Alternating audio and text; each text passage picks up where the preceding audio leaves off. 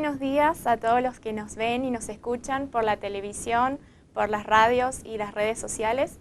Realmente es una bendición poder compartir la palabra de Dios por todos estos medios y poder compartir sobre lo que Dios está haciendo en este tiempo de crisis y de distanciamiento social. Muchos se preguntan, ¿y dónde está Dios? ¿Qué es lo que Él está haciendo? Y Dios está presente, aunque no lo podamos ver, aún en los momentos de sufrimiento y de dificultades, es cuando más Dios está presente y extiende su mano como cualquier padre amoroso lo haría, ofreciendo su ayuda, ofreciendo su consuelo, ofreciendo también sus consejos y su protección.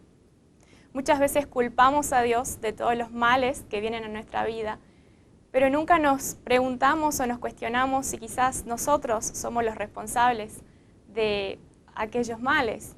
Quizás nuestros actos, nuestro mal proceder es lo que trae aquellas malas consecuencias a nuestra vida. Y esto lo podemos ver desde un principio, desde que el hombre fue creado. Dice la palabra de Dios que el plan de Dios era que el hombre viviera en el Edén con Dios, en comunión con Él. Es decir, que ellos pudieran caminar juntos, que pudieran compartir de una conversación cara a cara, que pudieran escuchar su voz audible el uno del otro. Pero el hombre le falló a Dios, fue desobediente a lo que Dios le había pedido. Y esto trajo una gran maldición sobre el hombre y sobre toda la humanidad, porque esa relación que Adán tenía con Dios se rompió, esa confianza que había se quebró y no se pudo restaurar de nuevo hasta el día de hoy.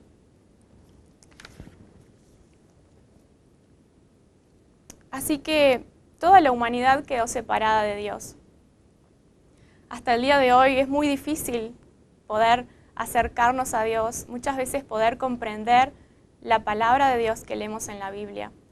Pero Dios dice que amó tanto a la humanidad que Él buscó la manera de reconciliarse con nosotros. Nosotros no podíamos acercarnos a Dios, no podíamos por nuestra propia fuerza o nuestra propia voluntad acercarnos a Él. Entonces Él tomó el primer paso y Él se acercó a nosotros para poder reconciliarse con nosotros. Y fue así que Dios envió a su Hijo, Jesús, para que viniera aquí, a donde nosotros habitamos, y pudiera enseñarnos la palabra de Dios y pudiera enseñarnos el camino a casa. Así es, el camino a casa. Nuestra casa es estar con Dios, nuestra casa es donde Dios está. Dice Juan 3:16 y 17, porque de tal manera amó Dios al mundo, que ha dado a su Hijo unigénito para que todo aquel que en Él cree no se pierda, mas tenga vida eterna. Porque no envió Dios a su Hijo al mundo para condenar al mundo, sino para que el mundo sea salvo por Él. Jesús hizo un gran sacrificio. Él tuvo que dejar su hogar en los cielos con Dios y todos los beneficios que tenía allá para venir aquí a la tierra y hacer el sacrificio de morir en la cruz para pagar por nuestras ofensas y permitir que nosotros podamos reconciliarnos con Dios. Nadie más pudo hacer esa reconciliación entre Dios y la humanidad. Por eso dice la palabra en Juan 14:6, Jesús mismo dice de Él, yo soy el camino, la verdad y la vida. Nadie viene al Padre si no es por mí. Es decir, que si creemos en Jesús y lo seguimos, podremos volver a casa. Él es el camino. Todas las enseñanzas que Él nos deja escritas en el Nuevo Testamento son aquellas que nos guían a poder acercarnos a Dios, a poder conocerlo y a poder llegar a ese camino de la vida eterna con Él. En sus enseñanzas, Jesús también nos habla de que el camino a casa es angosto.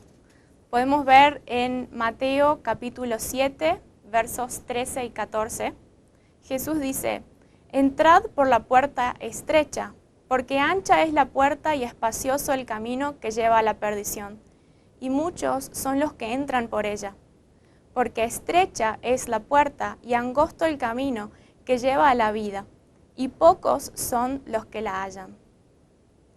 Podemos hacer muchas interpretaciones sobre este versículo, pero lo cierto es que hay un camino y que hay una puerta, y ese camino es Jesús. Quizás sea estrecho porque es un solo camino y no son muchos. Quizás sea estrecho porque es difícil de caminar, es difícil, quizás podemos caernos o podemos tropezar. Es decir, que requiere de cierto esfuerzo y cierta perseverancia para poder llegar al final. También dice que pocos lo encuentran, quizás porque son pocos los que lo buscan a ese camino, o quizás porque muchos se pierden por otros caminos en vez de seguir aquel que Jesús nos indica. Lo importante es que al final del camino hay una puerta y esa puerta nos lleva a una recompensa y que es llegar a casa, como les contaba desde un principio. ¿Y llegar a casa para qué? Para encontrarnos con nuestro Dios, con nuestro Padre, con nuestro Creador y poder vivir con Él para siempre.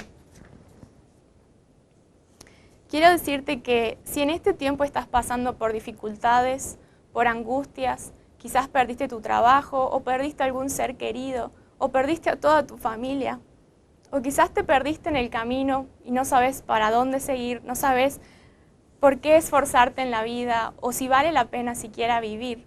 Quiero decirte que no bajes los brazos, que Dios ve tu vida, que Dios sabe en la situación y en la condición que estás y Él sabe el sufrimiento por el que estás pasando.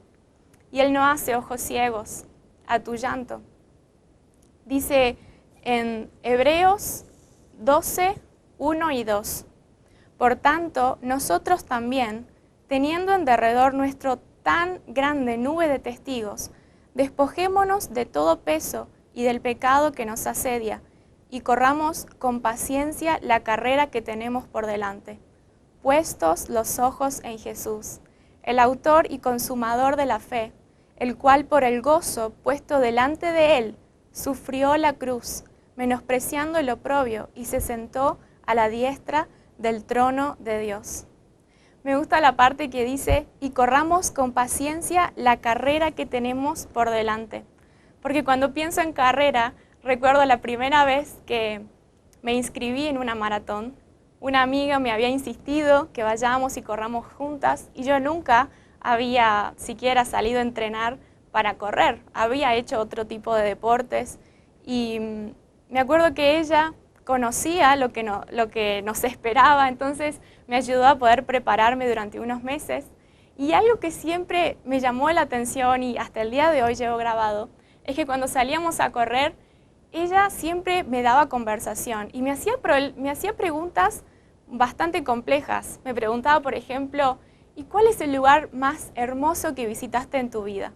Y yo mientras estaba corriendo tenía que ponerme a pensar y todos los lugares por los que había estado, visitado, los lugares a los que me habían sorprendido o los que había pasado una linda experiencia. Y ella al final de todo esto me explicó que la razón por la cual ella hacía eso era para que yo pudiera concentrarme en ella y no estuviese pensando en el cansancio de mis piernas o que me faltaba el aire y no podía respirar, o cuánto faltaba para terminar la carrera que nos habíamos planteado lograr. Y ella siempre me mantenía esta conversación y era muy difícil poder correr y hablar a la vez, porque no me daba el aire, pero justamente ella me decía que tenía que desarrollar ese ritmo por el cual yo estaba acostumbrada a correr y así ir entrenando para poder hacer esta carrera. Y realmente creo que esto se relaciona mucho con el camino de la fe, es decir, con ese camino a casa que les comentaba en un principio. Porque en el versículo que leímos dice que tenemos que tener los ojos puestos en Jesús. Es decir, que esta carrera, este camino de la fe, esta carrera hacia casa, no es una carrera a casa, pero este camino a casa requiere de paciencia, requiere de un esfuerzo, requiere de perseverancia, requiere de que no bajemos los brazos a pesar de que estemos pasando por dificultades o sufrimientos muy profundos. Dios nos da la promesa de que Él nos va a dar fuerzas, de que Él va a estar con nosotros, aunque pasemos por momentos muy dolorosos y muy difíciles, Él va a ser el que va a sostener nuestros brazos hacia arriba. ¿Y qué significa tener los ojos puestos en Jesús? Así como en esta carrera mi amiga intentaba de que yo pudiera poner mi mente en ella o en esa conversación con ella, tener los ojos puestos en Jesús significa esto mismo, que a medida que transitamos por esta vida y que caminamos por esta vida, podamos siempre tener esta relación con Jesús en la que nosotros confiamos en Él a ciegas, en el que, aunque enfrentemos situaciones como estas que vivimos hoy, de crisis, en la que estamos lejos de nuestra familia, en la que quizás no tenemos para el alimento del día de mañana o no sabemos lo que va a pasar con nuestra salud, podamos confiar en que Dios tiene el control, en que Él va a proveernos, en que Él va a sostenernos, en que Él va a consolar nuestro corazón. Así que si te preguntabas qué es lo que está haciendo Dios en este tiempo de crisis, bueno, Dios está tocando corazones. Dios está buscando aquellos corazones que están dispuestos a buscarlo a Él. Dios está tocando aquellos corazones que son sensibles para escuchar su voz y para aprender de sus enseñanzas. Toda carrera requiere de un esfuerzo y requiere de perseverancia y de levantarse cuando uno se cae para poder llegar al final y para poder ganarla aún más. Y esta es una cualidad que para Dios es muy importante. Para Dios es importante cuando Él ve que las personas se esfuerzan por algo en la vida. Esto que algunos conocen como la cultura del esfuerzo. Muy pocas personas lo tienen y aquellas que lo tienen logran grandes cosas en la vida. Por ejemplo, cuando trabajamos y nos esforzamos, cada día nos levantamos temprano y no faltamos y damos lo mejor en nuestro trabajo, podemos tener el reconocimiento de las personas como recompensa, podemos tener un salario como recompensa que nos ayuda a poder comprar alimento, tener un hogar donde vivir. Por ejemplo, si estudiamos, la recompensa que tenemos es que adquirimos conocimiento, que desarrollamos nuestra inteligencia, que también desarrollamos nuestra madurez. Por ejemplo, también si entrenamos en algún deporte o hacemos ejercicio en el gimnasio y nos preocupamos por alimentarnos de una manera saludable, la recompensa de eso es poder tener un buen estado físico, quizás hasta un buen ánimo, también poder tener un buen rendimiento en el deporte, tener buena salud. Es decir, que todo esfuerzo siempre tiene su recompensa. Y cuánto más aún cuando nos esforzamos por el camino de la fe en Dios. Dice en el libro de Marcos, el capítulo 8, verso 36, ¿de qué le sirve al hombre ganar el mundo entero si pierde la vida? Es decir, que a Dios le interesa sí que nos esforcemos por el trabajo, por el estudio o por las cosas que tengamos por delante, pero el mayor esfuerzo que vale la pena y que Dios más considera es el esfuerzo de buscarlo a Él, es el esfuerzo de cumplir su palabra, es el esfuerzo de quizás de rechazar una invitación que sabemos que no, nos va a alejar del camino de Dios. Vale la pena el esfuerzo por hacer el bien, vale la pena el esfuerzo por ayudar al otro, aunque quizás no obtengamos una recompensa inmediata en ese momento. Podemos ver en la carta que Pablo le escribe a Timoteo, en 2 de Timoteo, capítulo 4, 7 al 8, Pablo en este momento se está despidiendo porque él piensa que ya va a ser ejecutado. Y él escribe, he peleado la buena batalla, he acabado la carrera, he guardado la fe. Por lo demás, me está guardada la corona de justicia, la cual me dará el Señor, juez justo, en aquel día. No solo a mí, sino también a todos los que aman su venida. Hay una recompensa luego del camino de la fe, luego del camino que Dios nos invita a recorrer, siguiendo sus enseñanzas, siguiendo sus mandamientos. Y es la recompensa de la vida eterna, es la recompensa de llegar a casa y poder compartir y tener comunión con Dios y con toda la familia del cielo. La palabra de Dios dice que el reino de los cielos se ha acercado. Arrepiéntanse. Esto nos indica que debemos dejar atrás nuestra manera de vivir que nos aleja de Dios, que es una manera de vivir en desobediencia a Dios. Y nos enseña que podamos acercarnos a Dios y aprender sus enseñanzas y ponerlas en práctica. Dios valora a todos aquellos que hacen ese esfuerzo. No significa que no vayamos a equivocarnos en el camino, o que no vayamos a tropezar, o que no vayamos a pasar dificultades. No, el mismo Jesús nos dice que vamos a pasar dificultades y que vamos a sufrir en este mundo, pero también nos da la promesa de que Él va a estar con nosotros, de que Él va a animarnos, que Él va a darnos las fuerzas y que Él va a alentarnos. Así que te animo a que en esta mañana puedas hacer una oración a Dios junto conmigo y que podamos entregarle nuestra vida a Jesús y poder decirle que creemos en Él, que creemos en que Él es el camino y pedirle que nos guíe por ese camino para que podamos acercarnos a Dios. Podemos, si querés, cerrar los ojos como una señal de respeto a Dios y también para no distraernos con las cosas que suceden a nuestro alrededor. Te damos gracias, Dios, por esta mañana. Gracias por este medio que nos podemos comunicar. Y gracias porque escuchas cada una de nuestras oraciones. Sabemos, Dios, que nos amas y que estás interesado en una amistad con nosotros. Queremos decirte que nosotros también queremos tener amistad contigo. Queremos aprender tus enseñanzas, tus mandamientos. Te pedimos, Jesús, que nos enseñes ese camino a casa. Te pedimos que nos enseñes a vivir una vida de acuerdo a la voluntad de Dios, que nos enseñes a agradar a Dios.